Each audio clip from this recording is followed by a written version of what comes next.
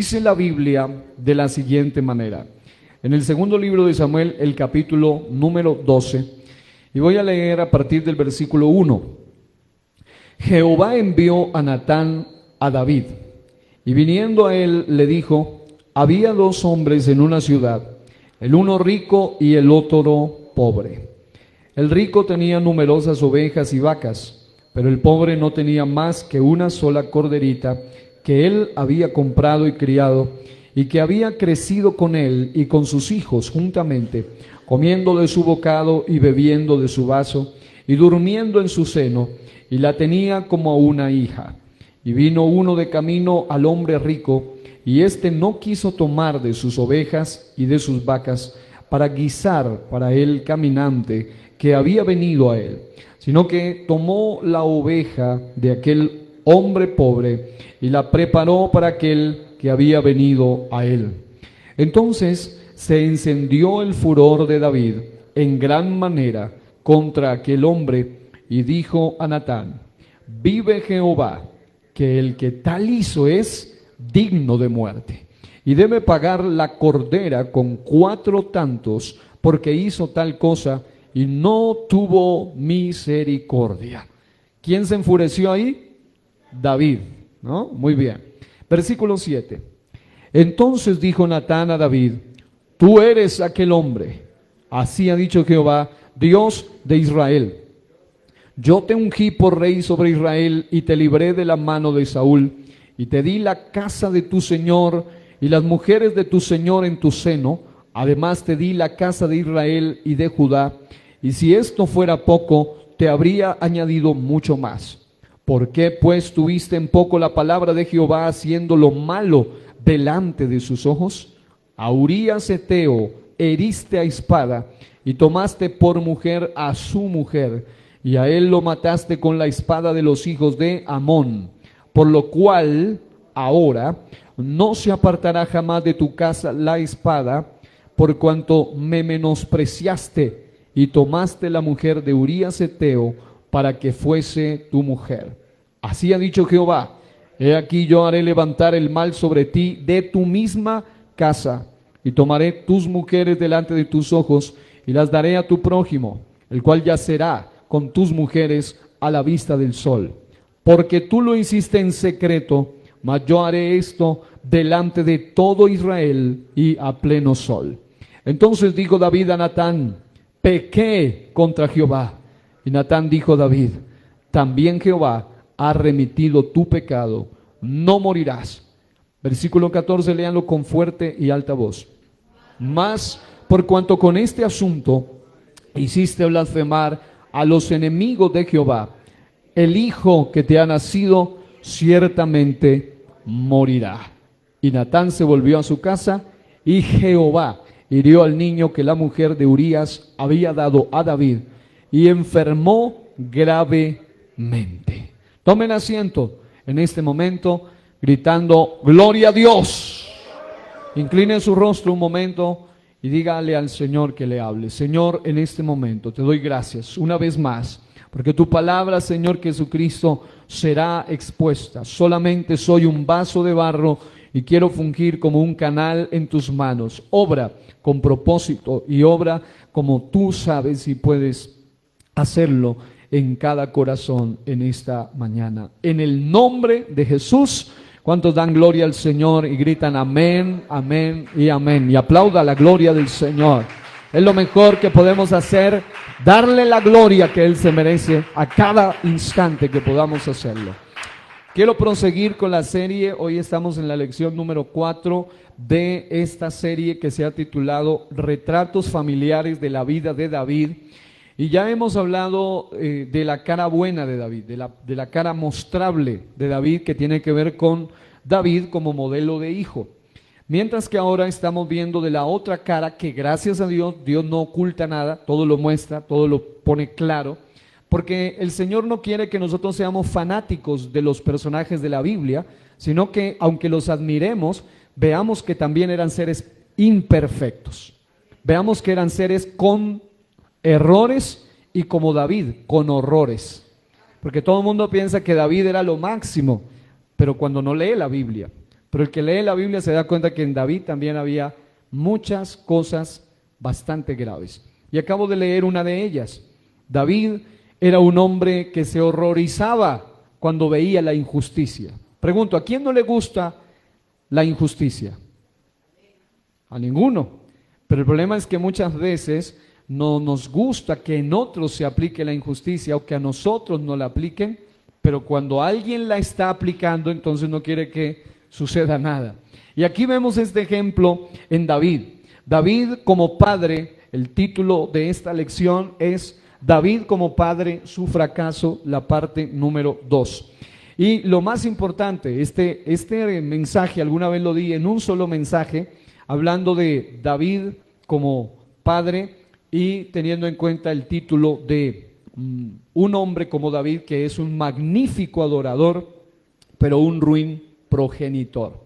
Y en ese sentido, me he propuesto, con base a las Escrituras, mostrarle varios aspectos. En el mensaje inmediatamente anterior, estudiamos el ejemplo, entre comillas, de David para sus hijos. El ejemplo, entre comillas, de David para sus hijos. Y dijimos bíblicamente que el plan de Dios es que, así como Él en la mayoría de ocasiones nos responde y nos enseña más que con palabras, nos enseña con hechos, el plan de Dios es que igualmente nosotros seamos mucho más impactantes, no tanto por nuestras palabras, sino por nuestros hechos, por nuestras actitudes.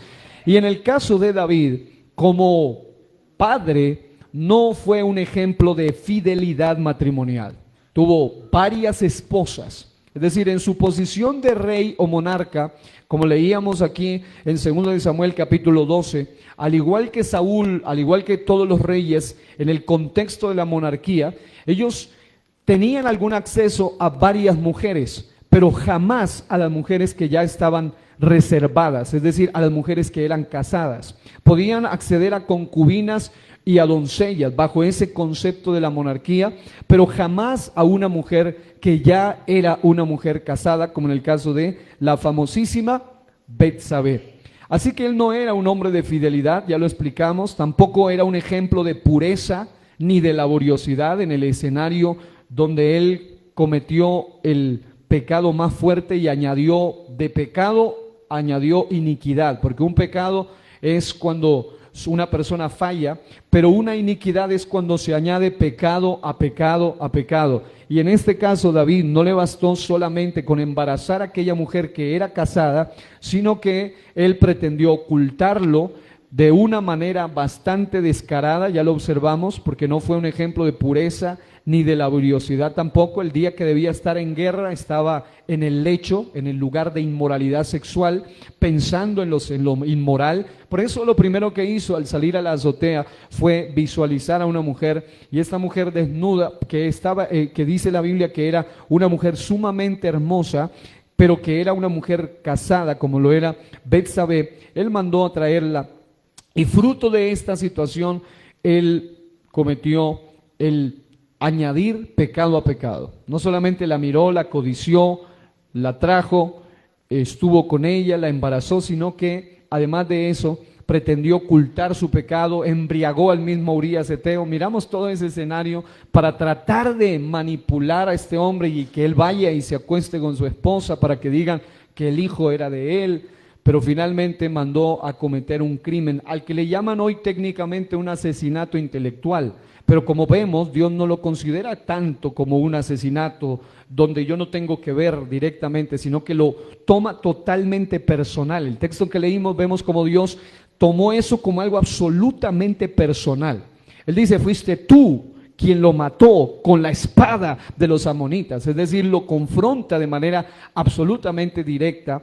Y además de eso, este personaje no era un ejemplo ni de sinceridad, ni de bondad, ni de integridad, ni mucho menos de perdón. Habíamos mirado en Primera de Reyes 2, 1 al 9, que el último consejo que David le da a su hijo Salomón, uno se imaginaría que debería ser un consejo poético de un profeta de alto calibre, pero lo que este hombre le está aconsejando a su hijo es que mate a aquellos personajes que en algún momento habían tenido que ver algo con él o en algún momento habían cometido, según él, alguna situación de maldad. Y dice el texto: yo te aconsejaría que no lo dejes con vida mucho tiempo. Y más adelante dice en otro, y este fue el más fuerte, le dice que había un hombre que era llamado Simi, el hijo de Gera, el de la tribu de Benjamín, que nació en Bahurim. Dice: procura que tenga una muerte violenta, sangrienta. Y ese fue el último gran consejo de David para con su hijo Salomón: mátalo y procura que sea una muerte sangrienta. Y al otro le dice: y procura que no llegue a tener muchos años, que no viva, que no llegue a la ancianidad. Mátalo. Ese es el consejo de David. Yo sé que desde el punto de vista del dispensacionalismo, desde el punto de vista de la era en la que ellos vivían, desde el punto de vista de la ley famosa del talión, que era ojo por ojo, diente por diente, cuando alguien mataba injustamente, pues era la forma de alguna manera de cobrar esa muerte, y eso también explica muchas cosas. No obstante, la óptica o la perspectiva que le estamos dando hoy acá es que uno no esperaría ese tipo de consejos de alguien para un hijo suyo, que es un hombre que se cree era conforme al corazón de Dios. Pero el punto aquí es que en el contexto del Antiguo Testamento, y antes de entrar de lleno a lo que quiero hoy, voy a hacer una pequeña aclaración al respecto de esto. ¿Por qué a David no se le juzga por cortarle la cabeza a un gigantón, pero sí se le condena por asesinar a un hombre llamado Urías, aunque sea de manera intelectual? Sencillamente porque en el contexto del Antiguo Testamento, número uno, la guerra era física. En el contexto del Nuevo Testamento, la guerra es espiritual. En el contexto del Antiguo Testamento, las batallas eran cuerpo a cuerpo y la guerra era física, aunque tenía un contenido espiritual, obviamente. Pero en el Nuevo Testamento, según Efesios, ya nuestra batalla no es contra seres de carne y hueso, dice una versión de la Biblia, o contra carne y sangre, sino que es sencillamente contra entes espirituales de maldad. Ya la matanza no es física hoy, pero hay una cantidad de muertos espirituales en medio de estas guerras espirituales. Pero en el Antiguo Testamento la matanza era del carácter literal y de carácter físico. Y en el caso del perverso Goliat, Goliat no solo era un perverso, sino que era un paladín, era un guerrero, un varón que había en su historial hecho muchas matanzas. Entre ellos los filisteos. Los filisteos eran gente muy sangrienta, muy perversa. Eran gente que asesinaba niños, sacrificándolos a ídolos, y era gente que mataba a todo el que se atraviese. Y ahora el pueblo de Israel estaba bajo amenaza de muerte, y la orden era que el rey y el ejército debían defender su territorio, pero ante el gigante de casi 3 metros se aterrorizaron. Aún el gigante Saúl, que medía más de 2 metros, se aterrorizó y ninguno le dio la cara al gigantesco llamado Goliat. Pero hubo uno que estuvo dispuesto a pelear ante ese gigante. Ya Dios le había dado victoria de matar gigantes en privado. El oso es un gigante entre los animales carnívoros, además que es omnívoro, pero también el león es un carnívoro, un felino, y este animal también es un gigante entre los carniceros. Y este hombre llamado David ya había tenido sus encuentros en secreto con gigantes, ahora tenía que enfrentarse con un gigante mucho más peligroso que un león y que un oso, porque el león y el oso al fin y al cabo lo hacen por instinto. Este otro era uno asesino intelectual, era alguien que mataba literalmente por odio. Así que la defensa propia, la defensa de la patria, la defensa del gobierno, en este caso de su territorio, de su nación y de todo el pueblo que estaba allí, que pasaría a ser esclavo de los filisteos si nadie vencía a ese gigante, en ese sentido era parte de la ley moral del talión. La ley del talión indicaba que si alguien había matado a espada debía morir. Este hombre, a cuántos había masacrado, a cuántos había muerto, y en ese sentido era justo y era necesario que se atraviese un valeroso como David para acabar con la vida de ese peligro siniestro llamado Goliat. En ese sentido, no se le juzga por eso, antes al contrario se le ve como un acto de valía, de vigor, de valentía. No obstante, en el caso de Urías Eteo, por obvias razones, se le considera algo criminal, algo ruin, algo perverso, por el simple y llano hecho de que estaba matando a alguien que le estaba sirviendo a él, entre otras cosas. Alguien que estaba peleando a favor de la vida del mismo rey. Alguien que injustamente lo mataron. Alguien inocente. Y en ese sentido se le cometió o se le consideró un asesinato. La Biblia dice: no matarás, pero el término no matarás en el idioma hebreo lo que implica es no asesinar, en el sentido que hoy en día utilizan los famosos abogados o en términos legales, en el sentido de premeditación, alevosía y ventaja. Lo que Dios condena es cuando alguien en el Antiguo Testamento le quita la vida a alguien por odio, por tapar el pecado, por venganza, por maldad, por pura maldad. Pero en el Antiguo Testamento no se condena el matar a alguien en defensa propia o incluso por accidente. Cuando alguien mataba a alguien por accidente porque dejaba rodar algo y lo mataba, ese alguien no era considerado un asesino, sino que alguien que accidentalmente mató a otro. Y el juicio de Dios es perfecto en todo el sentido de la palabra. Y tampoco se consideraba un asesinato cuando alguien le quitaba la vida a otro en defensa propia o en defensa, en este caso, de una nación. Ok, dicho esto, quiero entonces mencionarle y reiterarle que David, en ese sentido, no fue un ejemplo para con sus hijos. Hoy quiero hablar de un segundo aspecto, y ese segundo aspecto es el trato de David para sus hijos. Diga, el trato de David para sus hijos. Dígalo con toda su fuerza, el trato de David para sus hijos. Ok, son tres aspectos que quiero analizar en David para llegar a una conclusión de que como padre fue un ruin progenitor. El trato de David para sus hijos. Escúchense este detalle. Dios es el ejemplo perfecto de un padre de verdad. ¿Cuántos lo creen? En otras palabras, Dios es un ejemplo perfecto de un padre al que no le queda grande ese título de padre. Porque hay muchos que el título le queda demasiado grande, porque solamente son gente que ha engendrado, son gente que ha dado a luz, madres o padres que han engendrado, pero cuyo título le queda demasiado grande, porque no está oficiando ese privilegio. No obstante, Dios es el ejemplo perfecto, Dios es el ejemplo perfecto de un padre de verdad. Él nos enseña cómo debe ser el trato de un padre hacia un hijo. ¿Cuántos conocen el caso popular, muy conocido, de el hijo pródigo en aquella parábola? Y todos se enfocan en el hijo pródigo, algunos olvidan por completo al hijo mayor, pero algunos incluso ignoran el verdadero centro de la historia, que no es ni el hijo pródigo ni el hijo mayor, sino el padre amoroso. Porque el plan perfecto de Cristo el Señor era mostrar a ese padre que aun cuando su hijo menor y su hijo mayor, ni el uno ni el otro eran lo mejor, porque en realidad el uno estaba sabiendo, el hijo mayor sabía dónde estaba su hermano y no hizo nada por ayudarlo. Él lo sabía todo, incluso sabía qué hacía, porque el mismo dice, pero tu hijo que ha gastado con ramera, él sabía todo lo que este hombre hacía, pero con todo y eso, ni el hijo menor ni el hijo mayor, porque la misma Biblia dice que hasta el hijo mayor no entendía el privilegio que tenía, y él le dice, pero si todo es tuyo, y era un hijo celoso también, un hijo resentido, un hijo que no se alegró de que su hermano menor hubiese regresado, y el hijo menor pues mucho menos.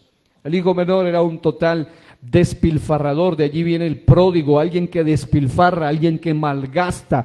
El término pródigo como tal no aparece como tal, pero aparecen los subtítulos allí y se refiere al hijo derrochador, al hijo malgastador. Pero con todo y eso, que tuvo un hijo que hizo uno de los actos más siniestros que puede hacer un hijo, y es pedirle la herencia al papá mientras el papá está vivo. ¿Cómo entiende usted una cosa de esas? Lo normal de la herencia es que se reclama ¿cuándo? cuando ya papá no está entre los vivos, ya no está presente, cuando pasó a la eternidad. Pero este está reclamando su herencia mientras su padre estaba vivo y era para irse de su propia casa. Con todo y ese acto de menoscabo, de menosprecio y todo lo que sucedió, aquel padre se mostró firme, se mostró amoroso en todo el sentido de la palabra. Y el ejemplo perfecto de un padre que está dispuesto a abrirle sus brazos amorosos y no luego tratarlo de una manera resentida, ni tratarle de cobrarle todo lo que hizo. La Biblia dice que cuando el hijo vino, le dio anillo, le puso vestido nuevo y lo siguió tratando como lo que siempre fue, un hijo, un hijo.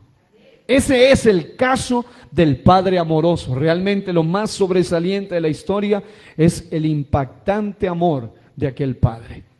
¿Por qué? Porque ese padre está representando a nada más y a nada menos que a nuestro amado Padre Celestial. ¿Cuántos dan alabanzas a Dios por su amor paternal? Gloria a Dios. Aleluya. Ahora, el Padre Celestial es un ejemplo perfecto, número uno, en compasión y en amor. Diga, la compasión y el amor del Padre Celestial son inigualables. El Salmo capítulo 103, versículo 13, en el libro de los Salmos, dice: como el Padre se compadece de los hijos, se compadece Jehová de los que le temen. Por otro lado está el carácter y la corrección del Padre Celestial. Porque una cosa es el Padre compasivo y amoroso, pero otra cosa es el Padre con carácter y correctivo. Es decir, no es el Padre que con el cuento de que es compasivo y amoroso tolera que sus hijos hagan lo que le da la gana, sino que es un Padre que tiene carácter y que aplica la corrección debidamente. Hebreos 12, 6 al 11 declara el carácter. Dice: porque el Señor al que ama disciplina y azota a todo el que recibe por hijo. Si soportáis la disciplina, Dios os trata como a hijos. Porque ¿qué hijo es aquel a quien el Padre no disciplina? Dice: pero si se os deja sin disciplina, de la cual todos han sido participantes, entonces sois bastardos y no hijos.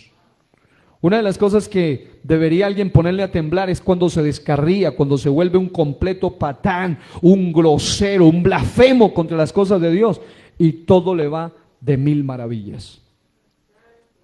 Eso es prueba de que no es un hijo, sino un bastardo delante de Dios. Porque Él no anda castigando hijos ajenos. Él no anda disciplinando a los que no son sus hijos. Y hay gente que cuanto más descarriado viven, mejor les va. Y hay gente que dice: cuando estaba en la iglesia todo era pruebas y problemas, ahora que me descarrié, ahora estoy gozando la vida. Nunca fue un verdadero hijo. Pero los que son realmente hijos, y Dios por amor y gracia los trae, esa gente le pasa lo del hijo pródigo. El hijo pródigo nunca dejó de ser hijo. Aunque quería comer comida de cerdo, no era un cerdo, sino un hijo. Aunque deseaba comer la comida de los cerdos, no era un cerdo, era un hijo. Y finalmente él levantó su mirada y reconoció que en la casa de su padre mucha abundancia había. Y él tuvo que regresar a la casa de su papá. ¿Por qué? Porque lejos de la casa del padre lo perdió todo. Salió bien vestido, llegó con harapos. Salió oliendo bien, llegó oliendo pésimo.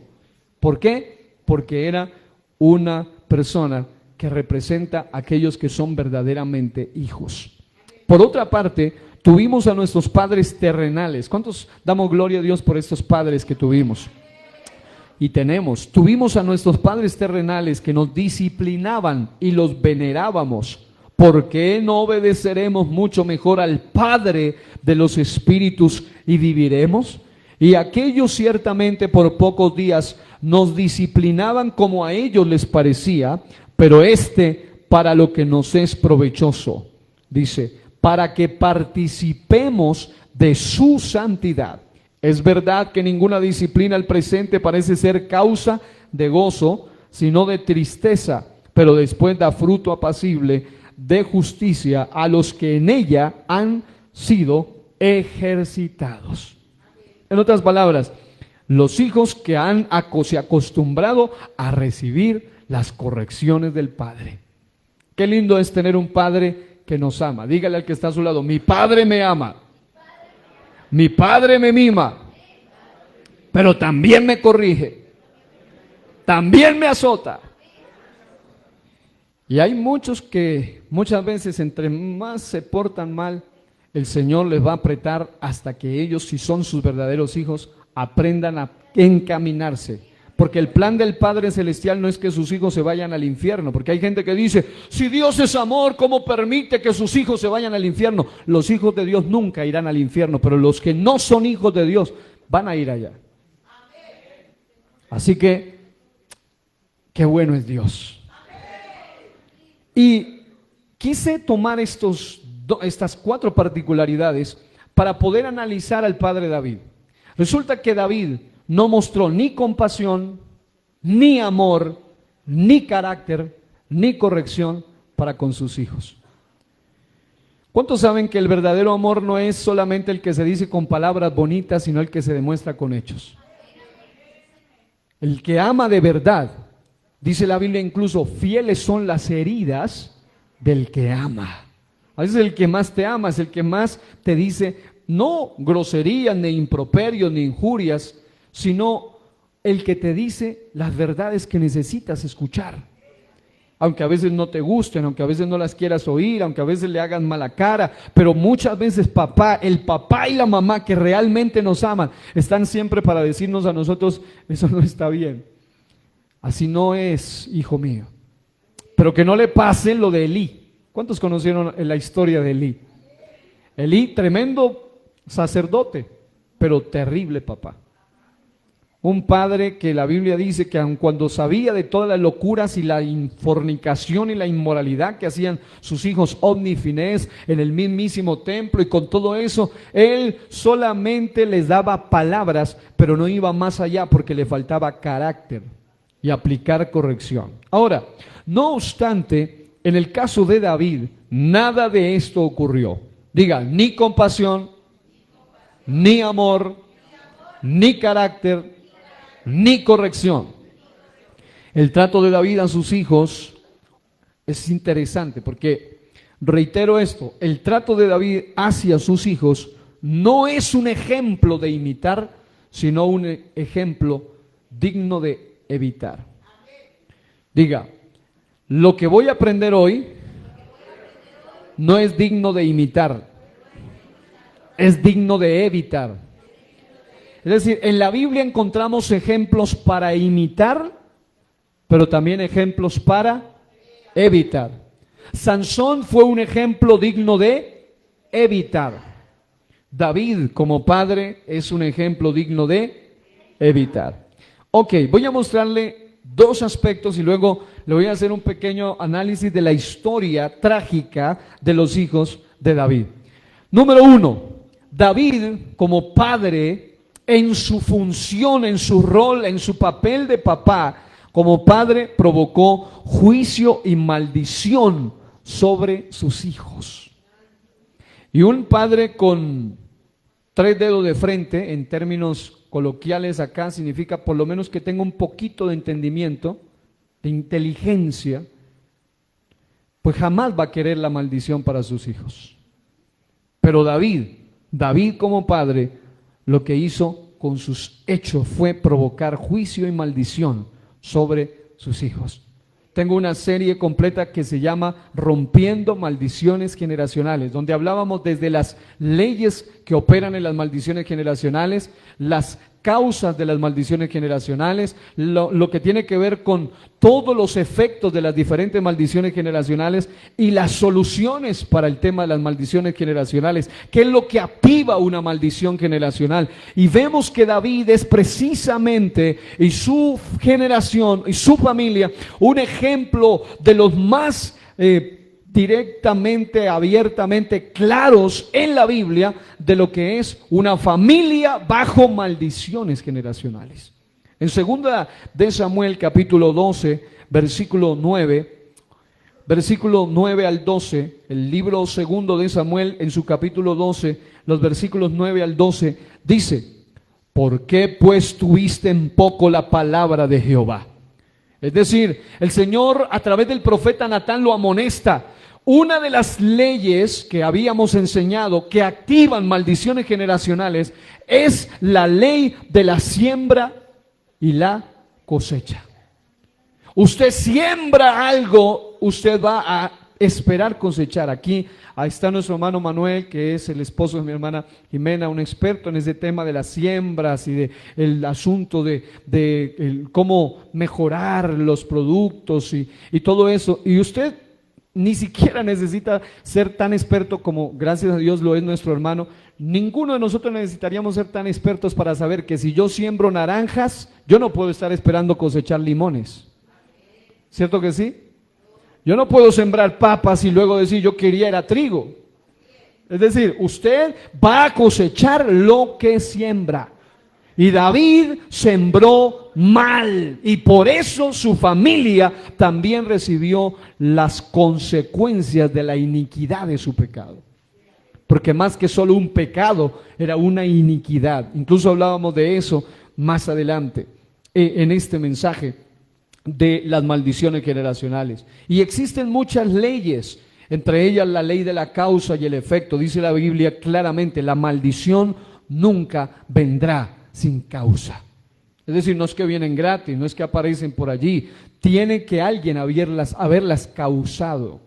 Y en este caso, también la ley de la herencia, la ley de la elección, todas estas leyes lo que hacen es activar o reforzar las maldiciones generacionales. Y en el caso de David, vemos algo interesante, y es que él violó la palabra de Dios. Y una de las cosas que la Biblia en Deuteronomio 5 y en Éxodo 20 declara que activan la maldición sobre las generaciones es cuando estas generaciones menosprecian la palabra de Dios. La Biblia dice que Él visita la maldad de los padres sobre los hijos hasta la tercera y cuarta generación de los que me aborrecen. Y Jesús dijo: si me amáis, guardad mis mandamientos. ¿Y quiénes son los que le aborrecen entonces? Los que no guardan sus mandamientos, los que no guardan su palabra, sus códigos, sus principios. Y a este varón David se le dice: tú tuviste en poco la palabra de Jehová, por lo tanto tú calificas en esos hechos como uno de los que me aborrece, haciendo lo malo delante de sus ojos. A Urías Eteo heriste a espada. Esto habla de que delante del Señor la justicia es sumamente fuerte. No es endeble ni comprable como la supuesta justicia humana. La justicia de Dios es radical, es incomparable y tampoco puede ser engañada. Y en este texto dice: a Urías Eteo mataste, heriste a espada. Y él pudiese decir: pero si yo no lo hice. Pero él fue la fuente de ese asesinato. Y tomaste por mujer a su mujer, y a él lo mataste con la espada. Mire cuánto le reitera, cómo le restrega en la cara: fuiste tú el que lo heriste, fuiste tú el que lo mataste. Dice: lo mataste con la espada de los hijos de Amón. Está hablando un profeta llamado Natán. Los profetas son gente que encara, gente que habla directo, habla fuerte, habla firme.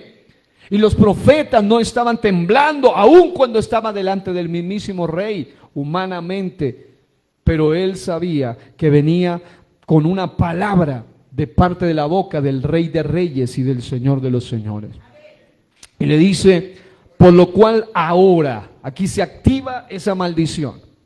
Por lo cual ahora no se apartará jamás de tu casa la espada. Es decir, tú activaste muerte y también inmoralidad. Por eso lo vamos a ver en su familia, porque él fue juzgado por el adulterio que cometió y fue juzgado por la masacre que él cometió. Así que dice, por lo cual ahora no se apartará jamás de tu casa la espada. Porque note una cosa, hay un texto hebreo que muy pocos a veces comprenden, pero que cuando uno lo analiza desde la perspectiva hebrea, entiende por qué el Señor es tan radical. Alguien diría, pero bueno, mató a uno y se le toma como si tuviese que comprarse la venganza de muchos. Es como si hubiera hecho una especie de masacre, aunque ante la vista humana solamente mató a Urías. Pero de la misma manera ocurrió en el Génesis, cuando la Biblia muestra que uno llamado Caín comete el primer fratricidio en la historia y mata a uno llamado Abel. Y la palabra de Cristo, el Señor, la palabra de Dios dice que en una ocasión a este hombre se le dice así, y él le dijo, ¿qué has hecho? La voz de la sangre de tu hermano clama a mí desde la tierra. Y esa expresión, la sangre de tu hermano en hebreo, implica no solamente mataste a un individuo, sino que al matarlo a él, mataste toda su prole, toda su generación, todos los que iban a venir de parte de él. Así que te lo voy a cobrar a todos. Porque Dios es justo. Y en el caso de Urías pasa igual. Por el hecho de que ella quedó en embarazo, se entiende que era una mujer pues normal, probablemente joven, y él le quitó a Urías la oportunidad de engendrar en esa mujer. Y a él no le iban a cobrar solamente la sangre y la cabeza de Urías, sino de todo lo que estaba en la sangre, en el código genético, en el ADN de él. ¿Sí me estoy explicando? Así que mi Dios no se queda con nada. Y cuando usted entiende eso, debe saber entonces que Dios no estaba siendo injusto. Al contrario, Él es completamente justo. Pero si era Urías, si era tal vez un donadie en la historia, el Señor se asegura de que nunca se olviden de ese nombre. Más de 1000 años después, Mateo capítulo 1 dice, de la que fue mujer de Urías.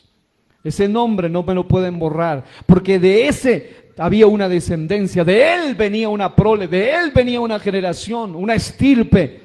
Pero hubo uno que era un hombre que en un momento se portaba conforme al corazón de Dios, pero en otro se portaba conforme al corazón de Satanás.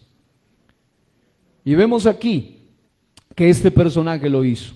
Luego el texto sacro dice, por cuanto me menospreciaste.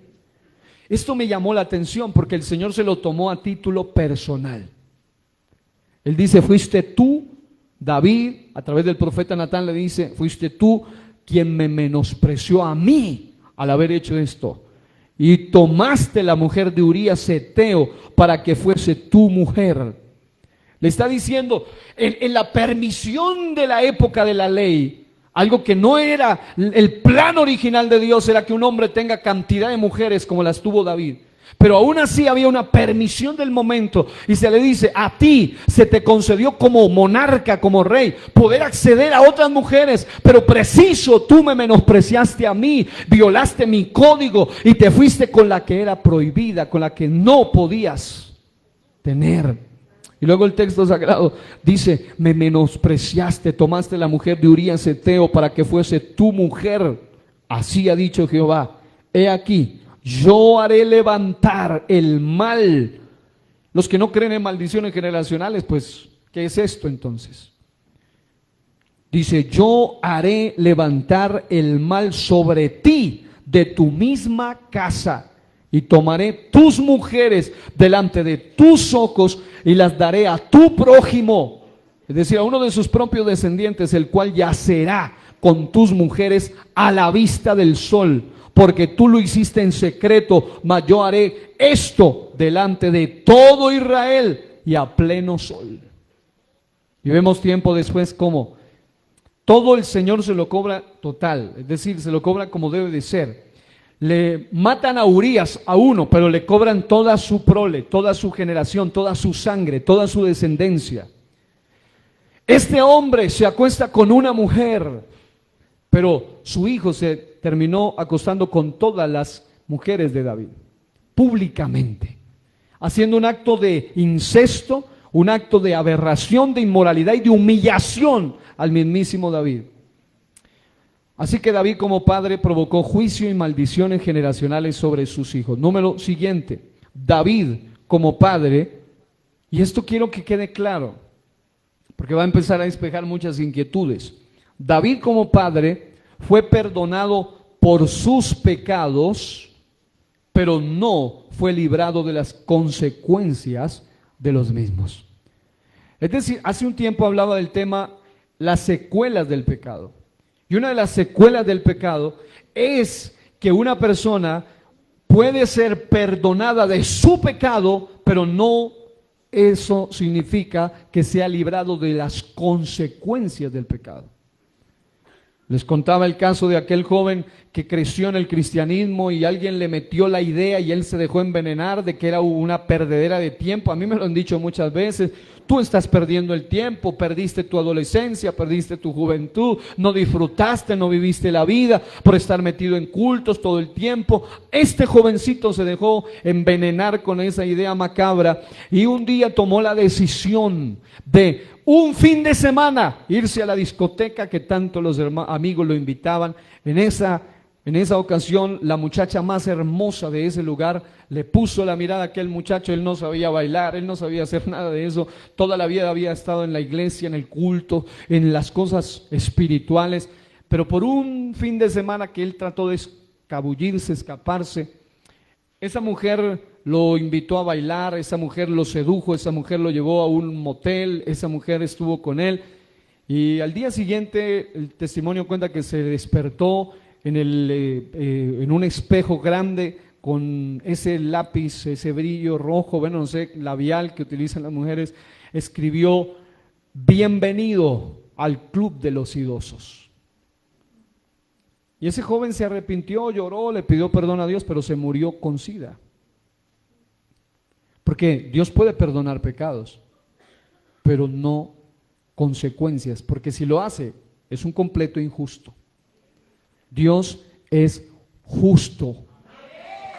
¿Cuántos dan gloria al Señor? Alguien me preguntaba en estos días y me decía: pastor, ¿y si una persona se arrepiente, cometió un asesinato, y si se arrepiente y si le pide perdón a Dios, qué hace? Le digo: qué bueno, si se arrepiente, lo primero que hará es ir y entregarse ante la justicia. Aunque se haya hecho bautizar, recibió el Espíritu Santo, es decir, no significa que porque ya Dios me perdonó, entonces no tengo que ir a pagar cárcel. Dios perdona pecados, pero no puede perdonar consecuencias. ¿Y qué fue lo que activó el perdón de los pecados? Y eso era lo que hacía el corazón de David, conforme al corazón de Dios. Y es que David, cuando fue confrontado, es decir, el Salmo 32 y el Salmo 51 declaran: mientras callé, envejecieron mis huesos. Él quiso ocultar su pecado, pero luego dice: mi pecado te declaré, porque lo desenmascararon. Porque hay gente que, aunque sea de Dios, muchas veces trata de ocultar sus pecados. Pero si es de Dios, Dios lo va a destapar. Y al destaparlo, él no va a pretender hacerlo de Saúl. Saúl dijo: hónrame delante del pueblo. Bueno, yo pequé, pero no le digas al pueblo, hónrame. Pero Saúl no. Saúl hizo eso, pero David no. David, él cuando fue confrontado por su pecado, él dijo: he pecado. Y escribe el Salmo 51 y reconoce su condición. Eso es el conforme al corazón de Dios. Ser conforme al corazón de Dios no significa ser perfecto. Que muchos entienden que, pero ¿por qué? No, él era un completo imperfecto.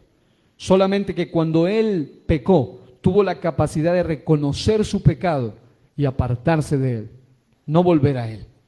Pero aunque ya estaba viejo, el último consejo era un consejo de venganza, porque siempre tenía áreas que corregir, porque ser conforme al corazón de Dios no es ser perfecto, es aprender a tener que estar corrigiendo, y que cuando se lo confronta en su pecado, termina reconociendo. Segundo de Samuel capítulo 12, versículos 13 al 14, la Biblia dice así, si lo puede leer, segundo libro de Samuel 12, 13. Entonces dijo David a Natán: pequé contra Jehová. Y Natán dijo a David: ok, Sí, Dios me confirma que tu arrepentimiento es real. Así que también Jehová ha remitido tu pecado. No morirás. Versículo 14.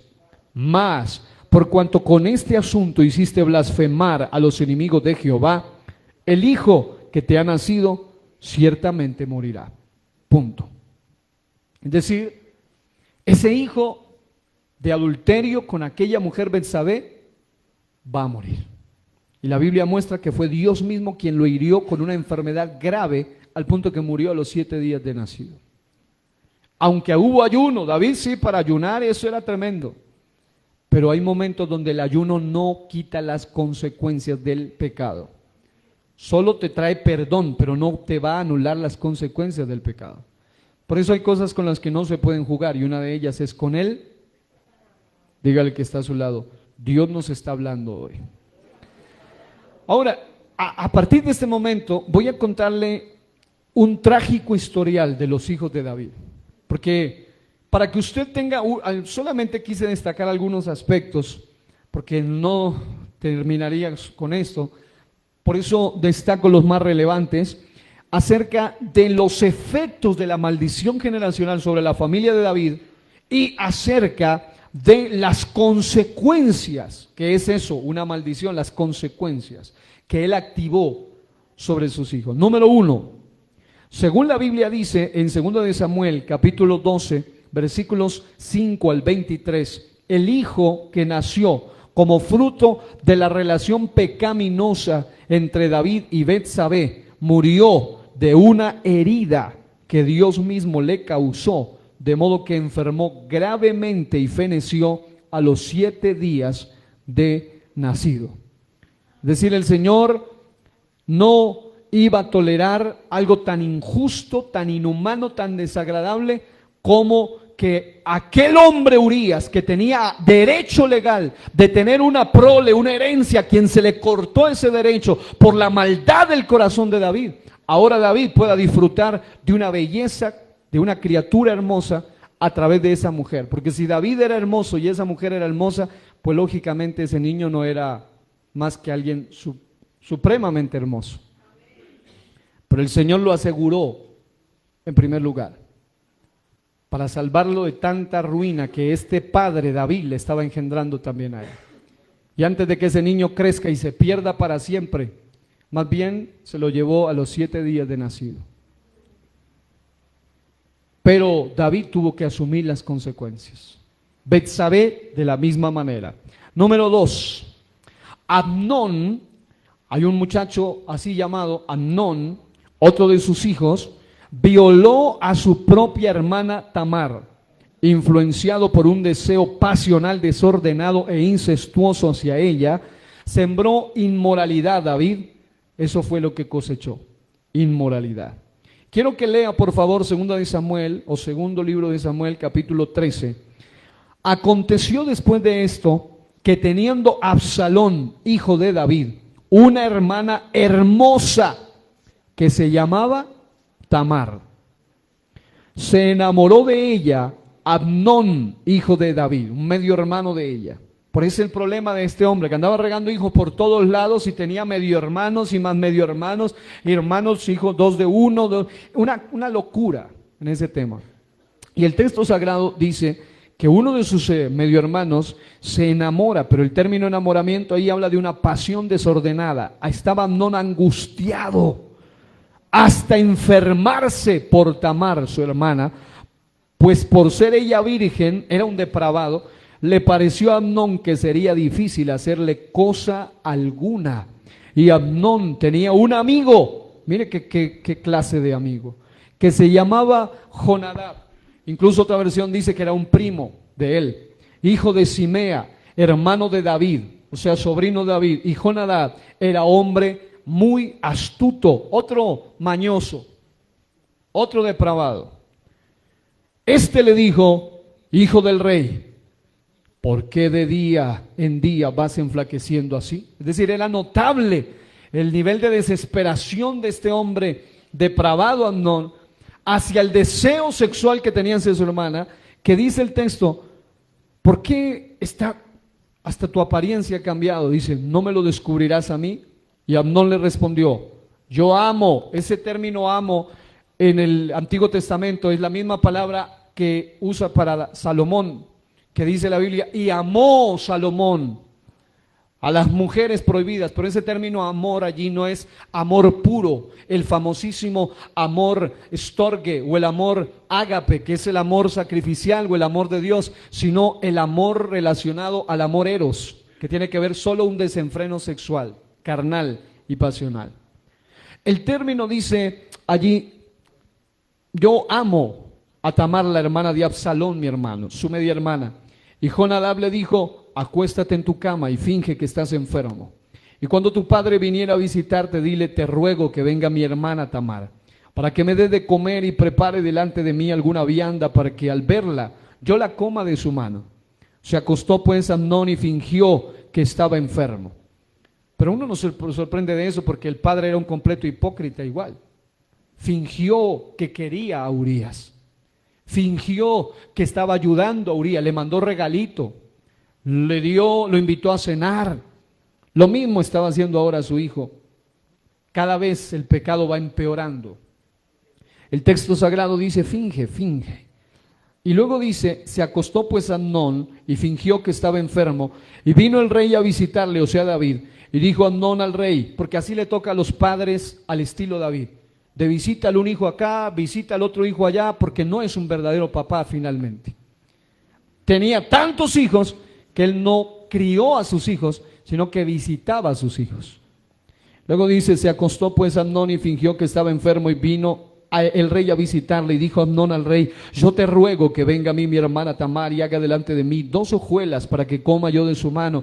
Y David envió a Tamar a su casa diciendo, ve ahora a casa de Amnón tu hermano y hazle de comer. Y fue Tamar a casa de su hermano Amnón, el cual estaba acostado, y tomó harina y amasó e hizo hojuelas delante de él y la coció. Tomó luego la sartén y la sacó delante de él, mas él no quiso comer. Y dijo Amnón, echad fuera de aquí a todos. Y todos salieron de allí. Entonces Amnón dijo a Tamar, trae la comida a la alcoba para que yo coma de tu mano. Y tomando Tamar las hojuelas que había preparado, las llevó a su hermano Amnón a la alcoba. Y cuando ella se las puso delante para que comiese, asió de ella, es decir, la agarró con fuerza y le dijo, ven hermana mía, acuéstate conmigo. Un término eufemístico, en realidad le estaba diciendo era, ten relaciones sexuales conmigo. Ella entonces le respondió, no hermano mío, no me hagas violencia, porque no se debe hacer así en Israel. No hagas tal vileza, porque ¿a dónde iría yo con mi deshonra? Imagínese usted la desesperación de esa mujer. Y aún tú serías estimado como uno de los perversos en Israel. Te ruego pues ahora que hables al rey, que él no me negará a ti. Mas él no la quiso oír, sino que pudiendo más que ella, la forzó y se acostó con ella. Luego la aborreció Amnón con tan gran aborrecimiento, que el odio con que la aborreció fue mayor que el amor con que, entre comillas, la había amado. Y le dijo a Amnón, levántate y vete. Es decir, lo único que él tenía era un desenfreno animal y pasional. Tuvo el momento y la aborreció profundamente. Nunca más quiso verla. Así que Amnón violó a su propia hermana Tamar, influenciado por un deseo pasional desordenado e incestuoso hacia ella. Su primo, que era su amigo, el terrible mal consejero, fue el que planeó y orquestó todo este asunto para que esta jovencita sea violada. Su hija Tamar quedó traumatizada por el resto de su vida a causa del abuso que recibió. Lo relata 2 Samuel 13, 15 al 19. La manera como esta mujer tuvo que vivir el resto de su vida fue una manera ruin y terrible. La Biblia dice que ella respondió, no hay razón mayor mal es este de arrojarme que el que me has hecho. Mas él no la quiso oír, sino que llamando a su criado que le servía, le dijo, échame a esta fuera de aquí, cierra tras ella la puerta. Y llevaba un vestido de diversos colores, escúchese esto, que vestían las hijas vírgenes de los reyes. Es decir, las muchachas hermosas y vírgenes utilizaban una vestidura especial que las identificaba como puras, como dignas, pero dice, vestía a las hijas vírgenes de los reyes, su criado pues la echó fuera, cerró la puerta tras ella. Entonces Tamar tomó ceniza, la esparció sobre su cabeza, rasgó la ropa de colores de que estaba vestida y puesta su mano sobre su cabeza, se fue gritando. Esta es una de las escenas más tristes y trágicas que le estaba ocurriendo a causa de que la espada nunca se iba a quitar de la casa. Una mujer abusada, violada. He tenido que hablar y tratar con personas de este tipo y es uno de los dolores más fuertes que hay, tanto en hombres abusados como en mujeres abusadas. Esta mujer ahora abusada por su propio hermano. Ahora más adelante vemos en cuarto lugar que Absalón, es decir, el hermano directo de Tamar, su otro hijo, incluso Absalón, eso era, yo me imagino que la familia de David era como si estuviera usted en un concurso de belleza, porque la Biblia dice que esta era hermosa, que el otro era hermoso, que el otro era más hermoso, y Absalón dice la Biblia que no había ninguno más alabado por su hermosura que Absalón. Eso era como ver un desfile, una pasarela todo el tiempo. Salía David, salía todo mundo hermoso allí. Así como muchas familias nuestras. Mira el que está a su lado y se dará cuenta que esta iglesia está llena de hermosos. Ahora mire eso. Absalón nunca, y aquí quiero que usted lo analice, Absalón, su otro hijo, tomó venganza por la violación de su hermana y asesinó a su propio hermano Amnón luego de 2 años de la violación de su hermana, y lo hizo de la misma manera como lo hizo David con Urías Eteo. Segundo de Samuel, capítulo 13, versículos 20 en adelante.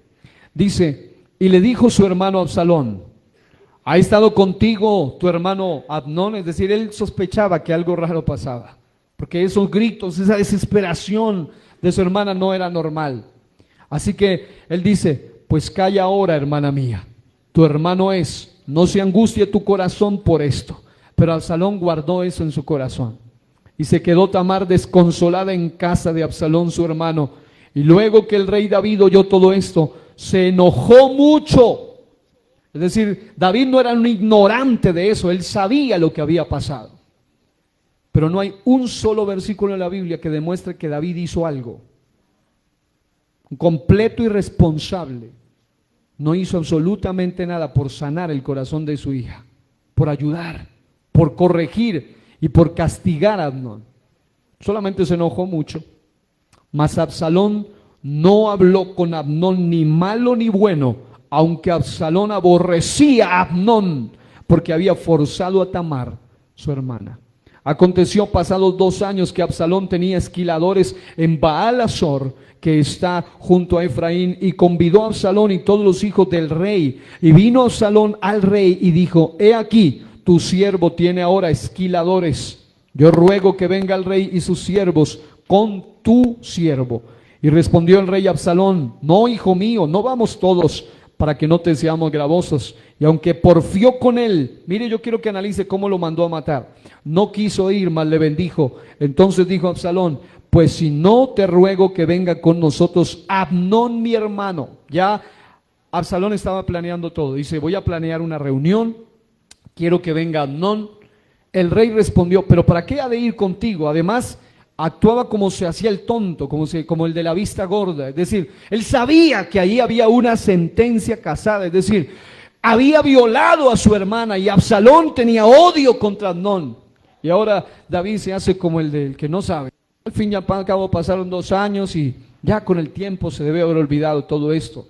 Pero ¿para qué ha de ir contigo? Pero como Absalón le importunaba, dice la Biblia, dejó ir con él a Amnón y a todos los hijos del rey. Y Absalón había dado orden a sus criados diciendo, os ruego que miréis cuando el corazón de Amnón esté alegre por el vino. Es decir, cuando ya esté borracho, y al decir yo, herida a Amnón, entonces matadle, y no temáis, pues yo os lo he mandado.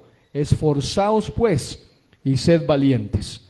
Y los criados de Absalón hicieron con Amnón como Absalón les había mandado. Entonces se levantaron todos los hijos del rey, y montaron cada uno en su mula, y huyeron.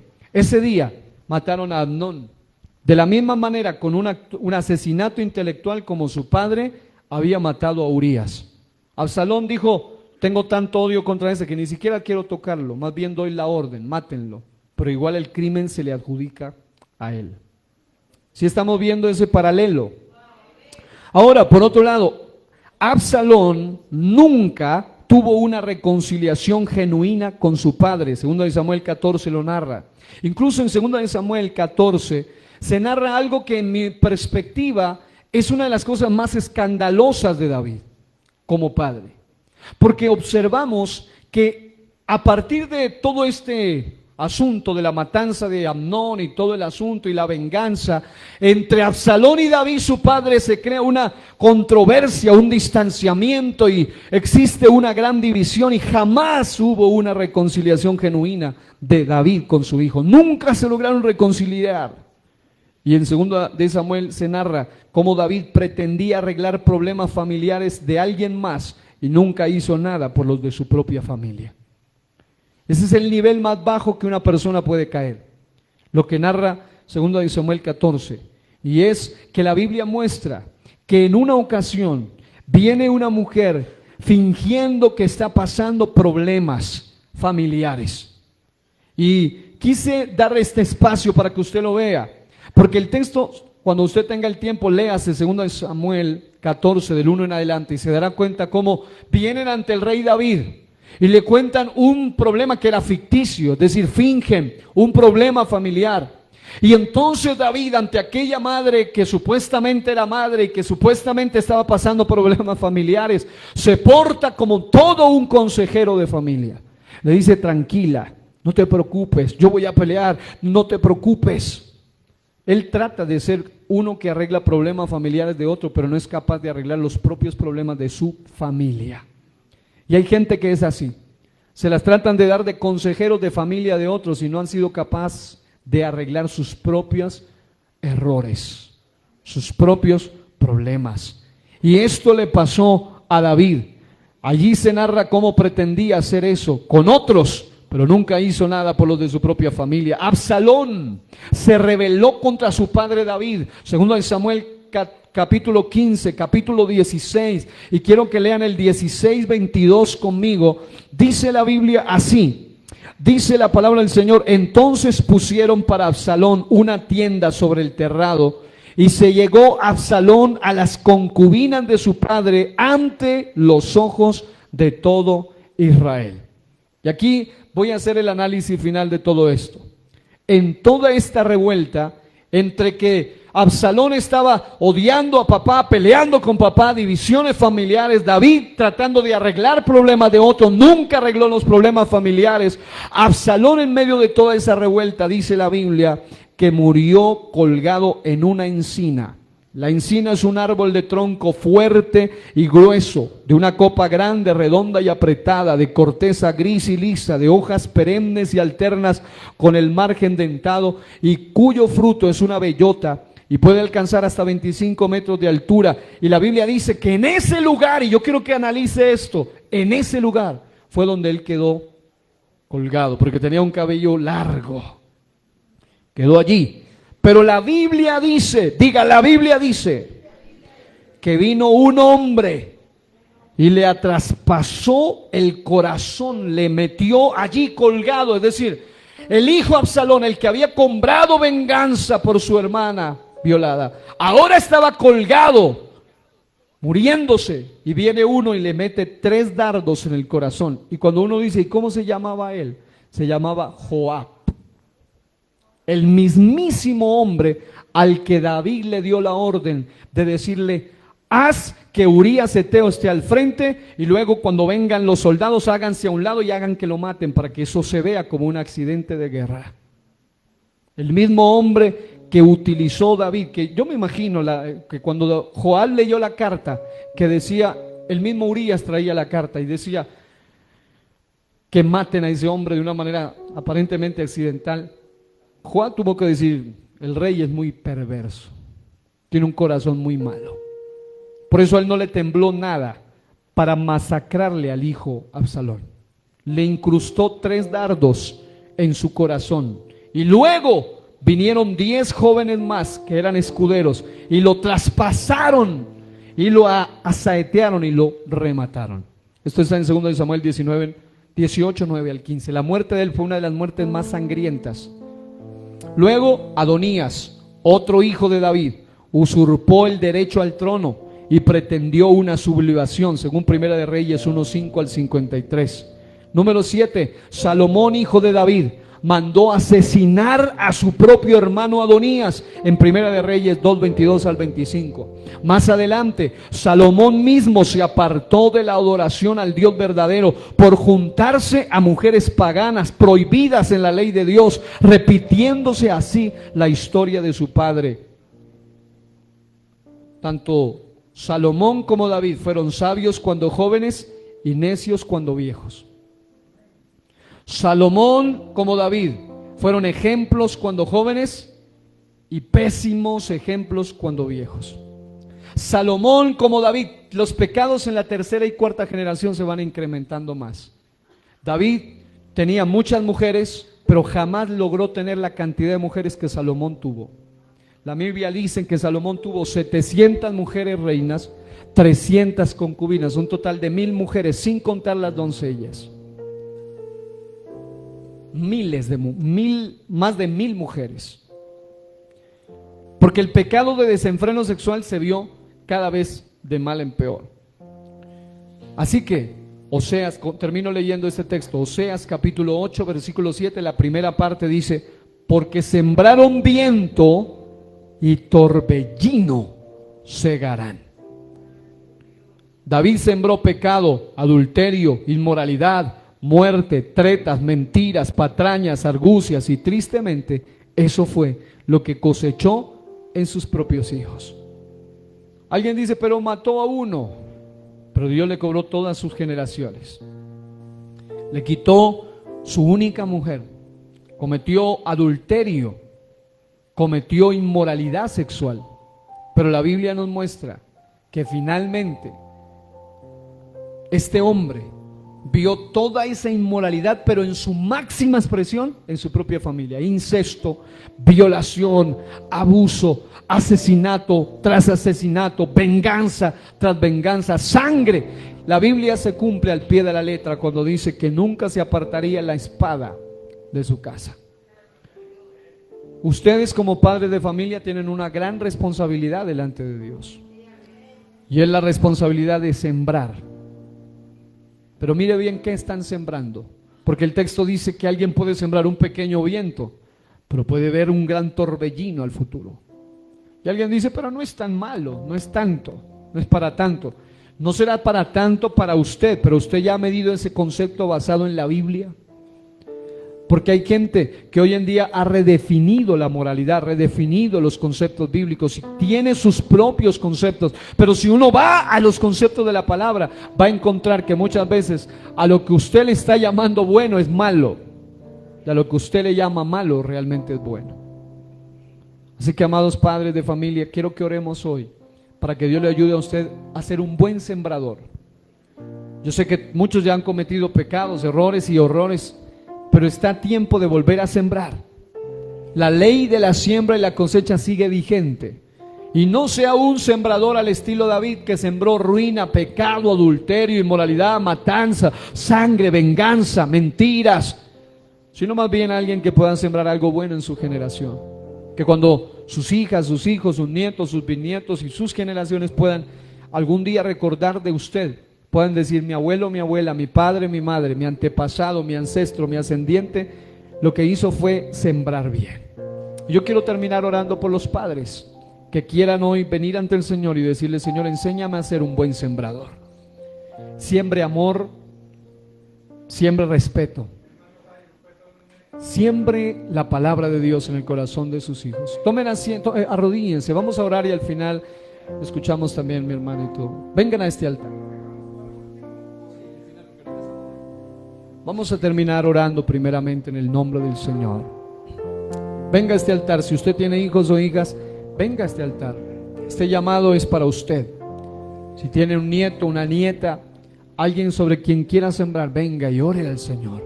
Dígale al Señor, enséñame y ayúdame a ser un sabio sembrador, una sabia sembradora. Pase a este altar con humildad, doble su rodilla delante del Señor. Incluso reconozca si ha fallado, si ha pecado, si no ha sembrado bien. Siembre correctamente. Siembre lo que Dios quiere que se siembre y usted va a cosechar en sus generaciones las bendiciones de Dios. Vamos a orar, Dios y Padre, en esta hora. Señor Jesús, yo estoy orando y a la vez extendiendo, Señor Jesús, mi oración, Señor, sobre este grupo selecto y especial de padres, de madres, están aquí en este altar. Tú conoces, Señor, sus corazones y sus condiciones. Cada uno de ellos como humanos, Señor, han fallado, han cometido errores, han sembrado muchas veces de manera incorrecta, pero yo te pido por cada uno de ellos, Señor, que así como mi mano en un acto espiritual simbólico viene sobre ellos, tu mano, Señor, repose definitivamente sobre ellos.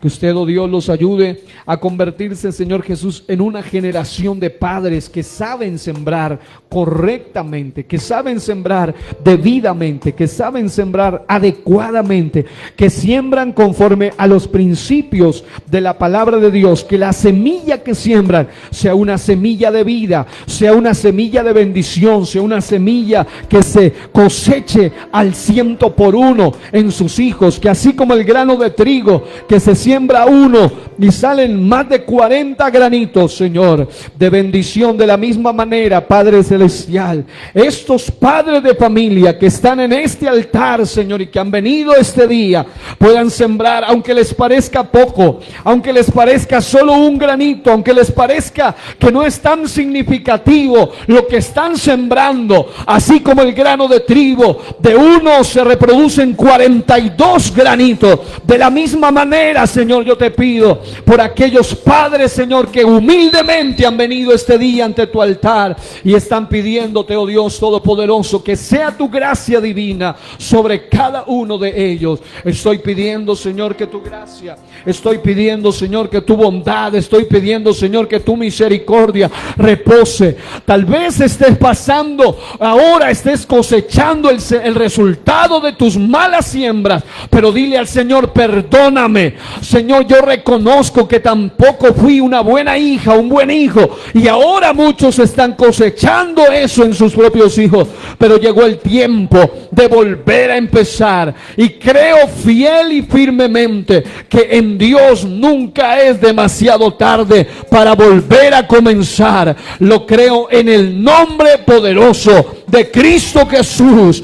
Alguien que diga, yo recibo la bendición de Dios y yo voy a empezar a sembrar debidamente. Siembra amor, siembra respeto, siembra la palabra, siembra los principios de Dios. No dejes de sembrar debida y correctamente, y vas a ver la gloria de Dios en tu familia, la gloria de Dios en tu descendencia. Siembra ejemplo, siembra ternura, pero también siembra compasión, también siembra corrección, siembra amor, siembra carácter en tu casa. Marca la diferencia. Alguien puede aplaudirle a Él, al Padre Celestial, al Padre Eterno, al Padre de Gloria. Eso es. Levante sus manos y aplauda la gloria sublime del Dios del cielo. Y dígale, Señor, mi casa y yo, mi casa y yo, mi casa y yo serviremos a Jehová. Alguien que grite eso y aplauda y diga, mi casa y yo, mi casa y yo serviremos a Jehová. Siembra ayuno, siembra oración, siembra palabra, siembra ejemplo en tus hijos, y eso vas a cosecharlo. Lo que quieras ver en ellos, hazlo. Oh, todo lo que quieras que tus hijos hagan contigo, hazlo con ellos y verás el resultado de tu siembra. Oh, gloria. Oh, gloria a Jesús. Oh, gloria a Jesús. Oh, digno de gloria y majestad, Rey de reyes y Señor de señores. Te amamos, te adoramos, te damos gracias. Eres digno de adoración. Y una ofrenda de amor seré. Dígale: como padre, como madre, quiero ser un sacerdote espiritual de mi casa, que siembra para vida eterna, que siembra correctamente. No es tarde para volver a empezar. Puedes hacerlo ahora. Siembra en tus nietos, siembra en tus bisnietos, siembra en tus hijos, y cosecha la bendición de Dios. Cosecha la bendición de Dios en tu casa. Cosecha la bendición de Dios en tu familia. Pídele perdón a Él por cada error, por cada falta que has cometido como papá, como mamá, aún como abuelo. Dile: Señor, ayúdame a hacer tu voluntad. Digno de toda gloria y de toda honra. Amamos tu presencia, oh Dios. Amamos tu nombre, Señor. Amamos tu nombre. Cántelo a Él. Cántelo allí donde está, en este altar. Dígale: tú eres mi Dios y eres digno. Eres digno de adoración. Levante su voz. Una ofrenda de amor seré para ti, Señor, para ti, porque tú eres mi Dios, eres digno de adoración. Una ofrenda de amor seré para ti, Jesús, para ti,